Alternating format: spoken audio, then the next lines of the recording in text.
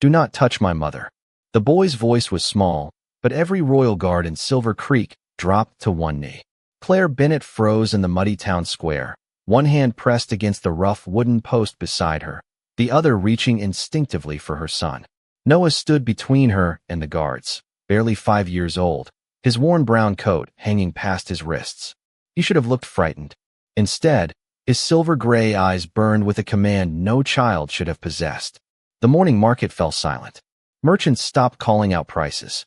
Wagon wheels ceased turning. Even the horses lowered their heads as though an invisible weight had settled over the square. Claire's breath caught. "Noah," she whispered, "come back to me." But he did not move. One of the guards tried to rise, his face tightening with confusion, yet his knee remained planted in the dirt. "What is this?" he demanded.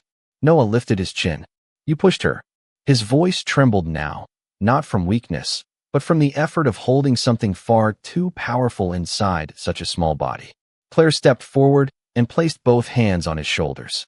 The strange pressure vanished at once. The guards gasped and staggered upright, embarrassed and unsettled. Claire pulled Noah against her, feeling his heart race beneath his coat.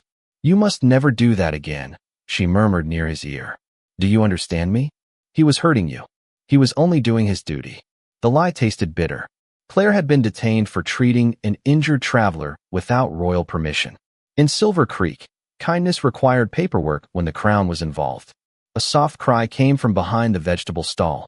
Emma hurried into the square, her pale braid coming loose as she ran. "Mother!" She threw her arms around Claire's waist, and Claire gathered both children close, wishing she could hide them beneath her cloak and disappear into the forest before anyone looked too carefully. Then the crowd parted. No announcement came. None was needed. Alpha King Ethan Blackwood entered the square with the stillness of winter moving through an open door. He wore a dark traveling coat dusted with frost, and the royal crest gleamed at his shoulder. 5 years had passed, yet Claire recognized the measured rhythm of his steps before she dared lift her eyes. The bond inside her, silent for so long, pulled tight enough to steal her breath. Ethan stopped 10 feet away. His gaze moved first to Claire, and something unreadable crossed his face. Then he saw Noah. The king went utterly still. Noah stared back with the same silver eyes, the same dark brows, the same quiet defiance Claire had once seen across a moonlit throne room. Emma shifted beside her, and the collar of her dress slipped from one shoulder. A pale crescent-shaped mark glowed against her skin. Ethan's eyes dropped to it. The color drained from his face. "Claire," he said, her name breaking from him like a memory he had never escaped. She tightened her arms around the twins. 5 years ago, that voice had ordered her into exile. Now it carried only disbelief. Ethan looked from Noah to Emma, then back to the woman he had condemned as barren. "Who are these children?" he asked. Claire met his eyes at last. The entire square seemed to hold its breath. "They are mine," she said. Noah stepped closer to her side and took her hand. Ethan stared at their joined fingers, and Claire watched the truth begin to form in his expression. Before he could speak, Noah looked up at the Alpha King. "Why do you have my eyes?" Ethan drew a slow breath, then turned toward the guards. "Release her. Every accusation is suspended." His gaze returned to Claire. "There is a protected guest house near the eastern gate. You and the children may stay there while this is investigated." Claire almost refused. Then Emma leaned against her, her cheeks unusually warm. Claire pressed a hand to her daughter's forehead and felt the beginning of another fever. "We will stay for one night," she said. "Not as your prisoners." Ethan lowered his head. "Not as my prisoners." 5 years earlier, Claire had stood beneath the silver banners of the royal court, while 300 wolves watched her future disappear. The great hall smelled of candle wax, winter pine, and the bitter herbs royal healer Victor Hale had burned before delivering his judgment. Claire kept her, hands folded over the pale blue fabric of her gown, hiding how badly they trembled. Across the marble floor, Ethan sat upon the Blackwood throne, his face controlled, his silver eyes fixed on the sealed document in Victor's hands. After 3 years of examination, Victor announced, "I have found no sign that the Queen can carry an heir. The condition is permanent." A murmur moved through the court. Claire heard one word repeated in lowered voices. "Barren." It seemed to follow her through the hall like smoke. She looked toward Ethan, waiting for him to reject the accusation, to rise and remind them that the moon had chosen her as his mate. He did neither. Lady Vanessa Cross stood beside the council, dressed in white and gold, her expression carefully arranged into sympathy. "The kingdom cannot remain without an heir," she said. "No one doubts Claire's kindness, but kindness cannot protect the royal line." Claire forced herself to breathe. "Ethan, please." His gaze finally lifted to hers. For one fragile second, she saw the man who had once carried her through a snowstorm, who had promised beneath the full moon that she would never face the court alone. Then his eyes shifted toward the council. Duty replaced tenderness. "The law is clear," Elder Marcus said. "A queen who cannot continue the bloodline must surrender her title.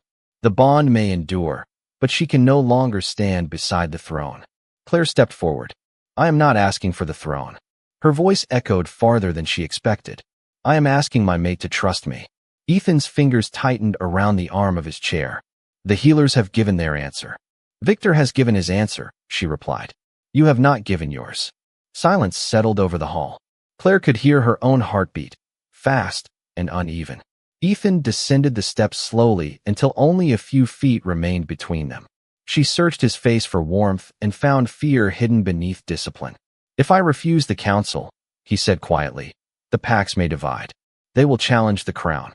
Then let them challenge it." Her eyes burned, but she would not look away. Do not challenge what the moon chose. For a moment, she believed he might reach for her. Instead, Ethan turned toward the royal clerk. "Prepare the decree." The words were soft. They still broke something inside her. The clerk opened a scroll and began to write. Claire stood motionless as her title, her home, and her place beside Ethan were reduced to formal language.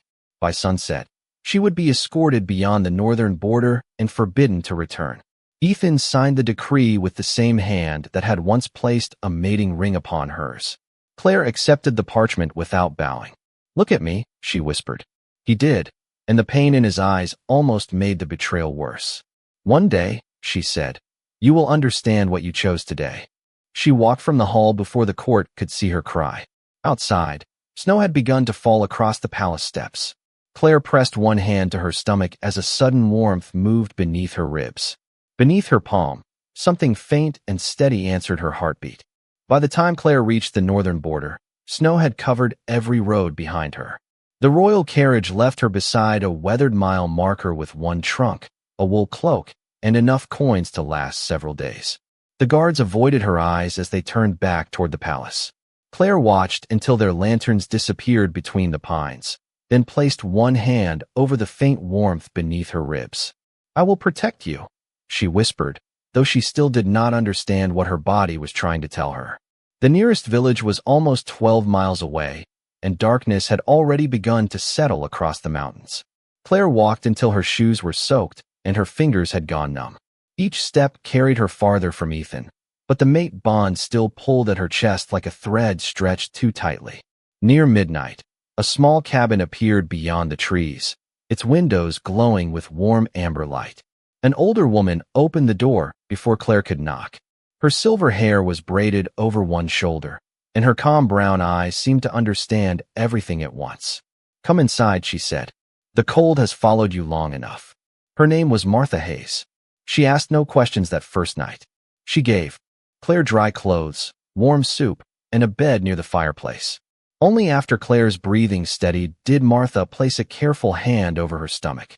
Her expression changed. "You are carrying children," she said softly. Claire stared at her. "Children." Martha listened again, then smiled with quiet wonder. "Two. Their heartbeats are close, but they are both strong." Relief and fear rose together inside Claire. She had not imagined the warmth on the palace steps. She had not failed. Over the following weeks, Martha examined the herbs Claire had been ordered to take at the palace. One bundle contained medicine meant to weaken her natural scent and hide the earliest signs of pregnancy. Claire stared at the dried leaves in Martha's palm, remembering how Victor Hale had insisted she drink his bitter tea every morning. The truth settled slowly and painfully. She had never been barren. Someone had shaped the evidence, guided the council, and made certain Ethan believed exile was the only answer. Claire burned the herbs and buried her royal ring beneath an old cedar tree. She took the name Bennett and allowed word to spread that the former queen had vanished in the winter wilderness. Spring softened the mountain roads. Summer filled the forest with birdsong and warm rain. Claire grew stronger even as the world she had known became distant. During a late summer storm, the twins chose to arrive. Rain pressed against the cabin roof while Martha moved calmly around the room, guiding Claire through each wave of pain with steady words. Just before dawn, a baby boy cried out, followed moments later by a softer cry beside him. Noah and Emma. Martha wrapped them in white blankets and placed them against Claire's chest. Noah opened silver-gray eyes. Emma's tiny hand closed around Claire's finger. As the clouds parted, moonlight crossed the room and revealed a pale crescent mark upon each child's shoulder. Martha went still. Those are royal marks. Claire looked down at her children, and fear gave way to certainty. The exile had never been about her failure. It had been designed to erase Ethan's heirs before anyone knew they existed. The memory of moonlight on two tiny crescent marks faded as Claire returned to the present and found Ethan standing inside the Silver Creek guest house, watching Noah and Emma as though he feared they might vanish if he looked away. Emma slept beneath a quilt near the fireplace, her fever easing after the medicine Claire had given her. Noah sat at the table with his arms folded, his silver-gray eyes fixed on Ethan with careful suspicion. The guest house was small, with pine walls, 2 narrow bedrooms upstairs, and a stone hearth that filled the room with gentle heat. It was nothing like the palace, yet Claire noticed Ethan studying every detail as though each object carried evidence against him. Noah's wooden wolf rested beside a chipped cup, one ear repaired with string. Emma's blue scarf hung near the door, carefully stitched where the fabric had torn. Along one wall, faded pencil marks recorded 5 years of growing children. Ethan stopped before them. Martha measured them every spring, Claire said. Her voice was calm, but she kept one hand near Emma's shoulder. Noah always claimed he had grown 2 inches. Emma accused him of standing on his toes. Emma stirred and smiled faintly without opening her eyes. Noah did not. Why is he here? The boy asked. Claire looked toward Ethan. At the marketplace, he had dismissed the guards, suspended every accusation against her, and offered the guest house while Emma recovered. Claire had agreed only because her daughter needed warmth and rest. He is here because there are questions that must be answered, she said. Noah's gaze sharpened. He already answered when he sent you away. The words settled heavily over the room. Ethan did not defend himself. He removed his royal coat and placed it over the back of a chair before sitting across from the boy. You are right, he said. Noah blinked, clearly expecting an argument. I made a choice that hurt your mother. Nothing I say can undo it. Then why did you come back? Because walking away again would be another wrong choice. Noah glanced at Claire, searching her face for permission to believe him. She gave none. Trust was not something a king could request and receive. It had to be earned. Emma coughed softly. Claire leaned over her at once, but Ethan had already risen halfway from his chair. He stopped before moving closer. May I help? Claire hesitated, then handed him the cup of water. Ethan carried it carefully to the bedside and knelt. Emma opened her eyes and accepted it from him. Are you really a king? She asked. I am. Do kings always look sad? Noah nearly smiled. Ethan did not. Only when they finally understand what they have lost. Emma studied his face, then reached for his hand. The moment her fingers touched his palm, a soft silver glow moved across the old scar there. Ethan drew a quiet breath. Emma looked toward Claire. Mother has one like that, she said. Hers hurts when the moon is full. Claire went still. Ethan slowly turned his hand over, staring at the scar as though it had become a confession. For 5 years, the broken bond had wounded them both, yet he had only known his own pain. Outside, wind moved through the pines. Inside, the distance between them remained, but for the first time, Ethan could see every mile of it. Ethan remained in Silver Creek for the next 6 days, although Claire never invited him to stay. Each morning, he arrived before sunrise and waited outside the guest house until someone opened the door. On the first day, Noah ignored him. On the second, the boy placed a broken wooden card on the table and asked whether kings knew how to fix anything with their own hands. Ethan removed his royal coat, rolled up his sleeves, and spent nearly an hour repairing the crooked wheel. It still leaned slightly when he finished. Noah examined it with serious silver-gray eyes. Martha could have done it faster. I believe you, Ethan said. The answer earned him the smallest hint of a smile. Emma was easier to reach, but her trust carried its own quiet pain. She asked questions without fear. Did he sleep in a golden bed? Did every king have silver eyes? Had he known about them when they were babies? Ethan answered honestly, even when honesty made the room colder. No, he told her. I did not know. Emma considered this, then offered him half of her honey biscuit as though comfort could be divided equally. Claire watched from the kitchen, her expression guarded. She saw Ethan learn that Noah disliked oatmeal unless it had cinnamon, that Emma became tired after using her healing gift, and that both children refused to sleep unless Claire checked the window latch twice. These were small things, but Ethan treated each one as if it were a royal decree. One rainy afternoon, Emma's fever returned. Claire carried her upstairs while Noah stood at the bottom of the steps, trying not to look frightened. Ethan remained beside him. She always gets better, Noah said. Mother makes sure of it. Your mother has made sure of many things. Noah looked up at him. Did you ever take care of her? The question left no place to hide. Ethan stared at the fire. Not when she needed me most. Noah's mouth tightened. Then you do not get to act like our father just because we have your eyes. Ethan lowered himself until they stood at the same height. You are right. Being your father is not something I can claim with words. It is something I must prove. How long will that take? As long as you need. Noah searched his face, suspicious of patience because he had known too little of it from powerful men. Then he handed Ethan Emma's favorite storybook. You can read this when she wakes up. Mother does the voices better. I am certain she does. From the stairs, Claire heard them and pressed one hand against the ache beneath her ribs. She had wanted Ethan to understand what he had lost. She had not expected to feel anything when he finally did. That evening, Emma woke and asked him to read. Ethan sat beside her bed, his deep voice awkward at first, then softer as the story continued. Noah corrected him whenever he missed a character's tone. Claire remained by the doorway, listening as laughter slowly replaced the silence that had ruled the house. A knock came just after sunset. Daniel Brooks entered, rein on his shoulders and a sealed leather folder in his hands. His face was pale with urgency. I found the original medical records, he said. Ethan rose. Claire's fingers tightened around the doorframe. Daniel placed the folder on the table and looked directly at her. Claire, you were never barren. Someone changed every result before it reached the council.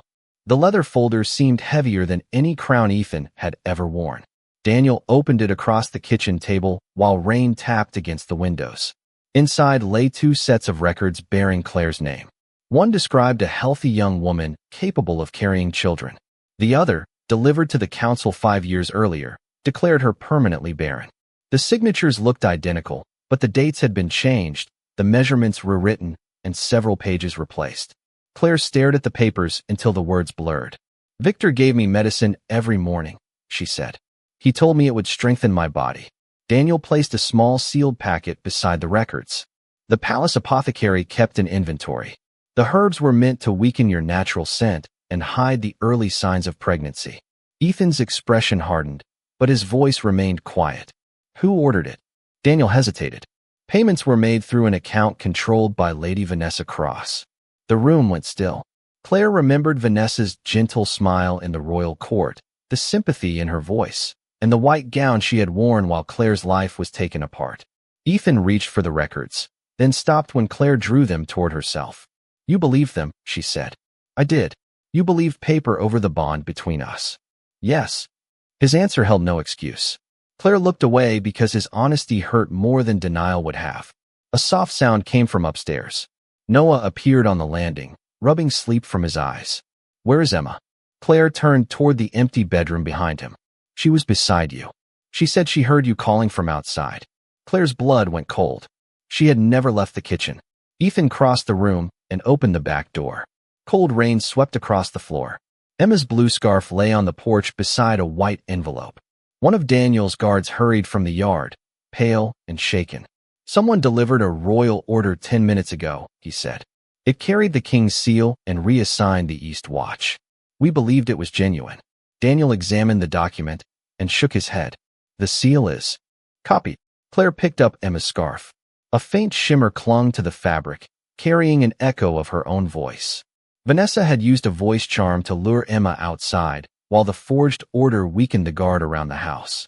The message inside the envelope contained only a few lines. Ethan must return to the capital before midnight, publicly deny Claire's claim, and name Vanessa as his future queen. If he refused, Emma would not be returned.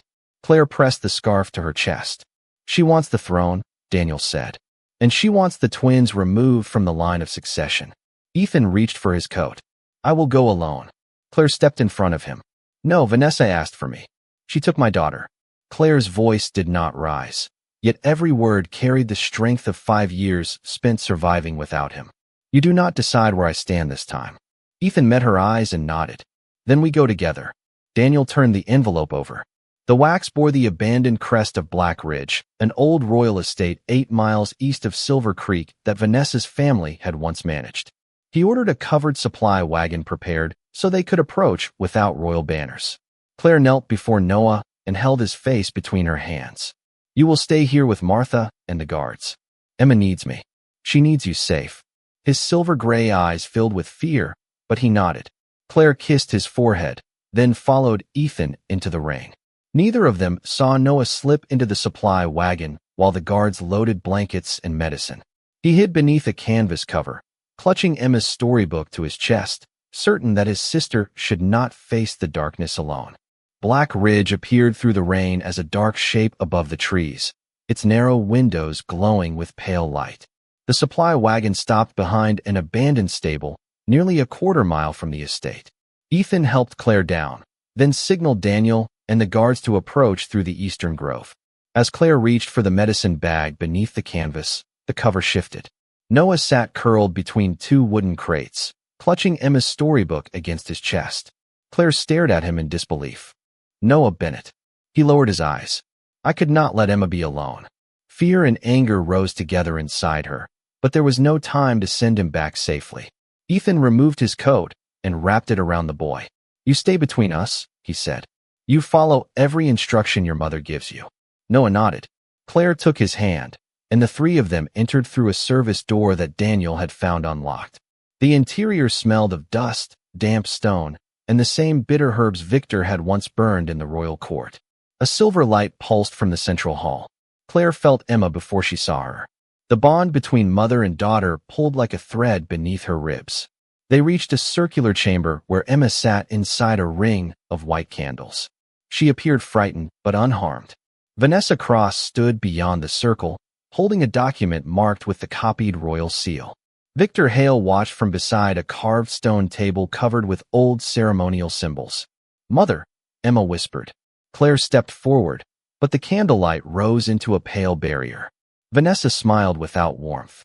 Sign the declaration, Ethan. Deny Claire's claim, remove both children from the succession, and name me as queen. Then Emma may leave. Ethan did not reach for the document. No, Vanessa's expression tightened. The kingdom needs certainty. The kingdom needs truth. Ethan moved beside Claire. You will release my daughter. Your daughter is the key to the royal bond, Victor said. Her lunar gift can transfer the succession and sever the old, make connection permanently. Claire finally understood the symbols beneath the candles. The ritual was not meant to harm Emma. It was meant to use her royal essence to erase Claire from Ethan's life and bind the throne to Vanessa. Noah stepped from behind Claire. Let my sister go. His alpha command moved through the chamber, not toward the candles themselves, but toward the royal magic woven into the circle. The ancient symbols recognized the authority in his voice. Their light flickered. Noah swayed from the effort, and Ethan caught him before he fell. You have done enough, Ethan said gently. Emma reached toward her. Brother. Claire placed both palms against the barrier and closed her eyes. She did not challenge the magic with force. She listened for the frightened rhythm beneath it, then answered with the same quiet warmth she had used to comfort her children through every fever and storm. The light softened. One candle went dark, then another, until Emma could step safely into Claire's arms. Daniel entered with the guards and collected the forged order, Victor's records, and the ceremonial documents. Vanessa's confidence disappeared with the fading light. Ethan carried Noah, while Claire held Emma close. Then the unfinished ritual gave one final pulse.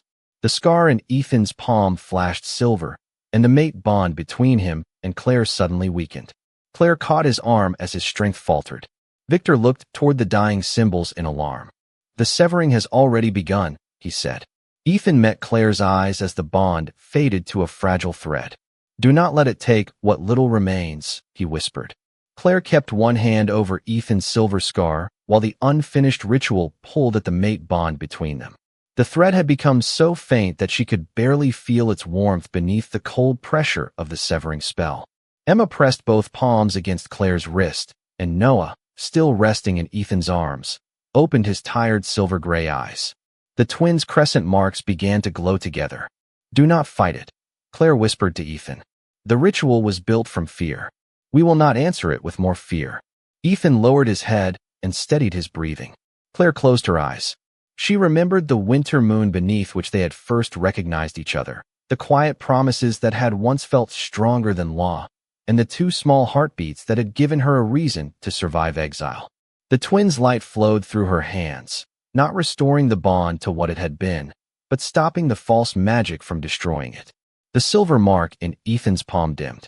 His strength returned slowly, one breath at a time. By morning, Daniel had secured every forged order, medical record, and ritual document found at Black Ridge. Vanessa and Victor were taken to the capital under royal guard. Ethan did not command Claire to follow. He asked whether she would stand before the court and tell the truth in her own words. Claire agreed because the same laws that had failed her could fail another woman. 2 days later, she entered the great hall with Noah and Emma beside her. The silver banners had not changed, but Claire had. Daniel placed the original records before the council. Victor admitted that he had altered Claire's examinations, prescribed herbs to hide her pregnancy, and supported the false claim that she could never carry an heir. Vanessa confessed that she had financed the deception and used Emma's lunar gift in an attempt to sever Claire's bond with Ethan and redirect the succession. When the testimony ended, Ethan rose from the Blackwood throne. Their crimes explain the lie, he said, but they do not erase my choice. He descended the steps until he stood on the same marble floor where Claire had once faced judgment alone. I trusted fear over the woman the moon had chosen for me. I signed the decree. I sent Claire into exile. I allowed duty to become an excuse for cowardice. Elder Marcus stood. The children are legitimate heirs.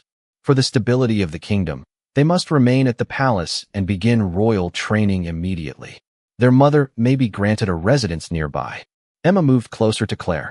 Noah's hand tightened around hers. Ethan looked at the council. You are asking me to separate 2 children from the woman who protected them when this court failed her. We are asking you to protect the throne, Marcus replied. For one long moment, the hall waited for history to repeat itself. Ethan removed the crown from his head and placed it on the marble floor before Claire. 5 years ago, I chose my throne. Today I choose them. A murmur moved through the chamber. Ethan raised one hand before the council could interrupt. Until every pack has heard the evidence and voted on these laws, I suspend my authority as Alpha King. I will not rule by a system that demands I abandon my family. Claire looked down at the crown between them. She did not lift it. A crown cannot repair what was broken, she said. Her eyes met his. Only what you do after setting it down can begin that. For the first time in generations, the royal council continued without a king seated above it. Representatives from every pack were summoned to hear the evidence, question the healers, and decide whether the laws that had condemned Claire should remain. Daniel read the proposed reforms aloud. No Omega could be exiled because of infertility, weakness, or an inability to shift. Any medical judgment involving succession would require 3 independent healers. No child could be separated from a parent merely to protect a title. Elder Marcus objected, warning that tradition held the kingdom together. Claire stood before him without lowering her eyes. Tradition did not protect my children, she said. It nearly erased them. One by one, the pack representatives raised their hands. The reforms passed by a clear majority. Only then did Daniel ask whether Ethan should be restored as Alpha King under the new laws. The vote was nearly unanimous. Noah walked to the crown, lifted it carefully with both hands, and carried it toward Ethan. Will you send Mother away again? He asked. Ethan knelt before him. Never. Even if everyone tells you to. Ethan looked at Claire. Especially then. Noah studied him for a long moment before offering the crown. Ethan accepted it, but he did not place it on his head until Claire gave a small nod. Her gesture was not forgiveness. It was permission to begin proving that his promise meant something. Claire refused a royal title and returned to Silver Creek with Noah and Emma. Ethan did not follow with banners or ceremony. 3 days later, he arrived in a plain carriage while a discreet guard detail remained beyond the village. He rented the empty cottage across from Martha's home and divided his time between Silver Creek and the capital. Some weeks, he attended council meetings at the palace. On others, he brought Daniel north so the work of the kingdom could continue without taking him away from his children. He walked Noah and Emma to their lessons each morning. He repaired the guest house roof before the autumn rain. He listened when Claire spoke, even when her words reminded him of the man he had been. Some days, she welcomed his help. On others, she asked for space. Ethan honored both. Winter softened into spring.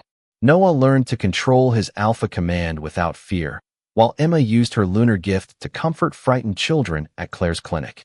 Ethan attended every lesson, although Noah still corrected him whenever he confused one healing herb with another.